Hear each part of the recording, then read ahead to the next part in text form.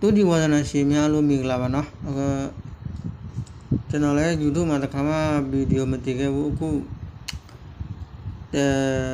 မေးလေးကွက်တင်ပေးမယ်နော်25ရက်ကနေ26ရက်အထိ6လပဲနော်2025မေးမွေးလေးကွက်4နှစ်ရယ်49ရယ်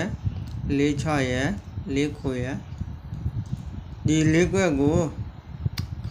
3ရက်မွေးရမလို့နော်2ရက်ပဲမွေးလိုက်25ရက်ကနေ26ရက်တိမွေးလိုက်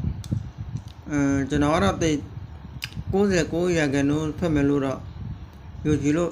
တင်ပေးတာပဲတကယ်လို့အမားမှာလက်ခံနေတဲ့မိတ်ဆွေများရှိခဲ့ရင်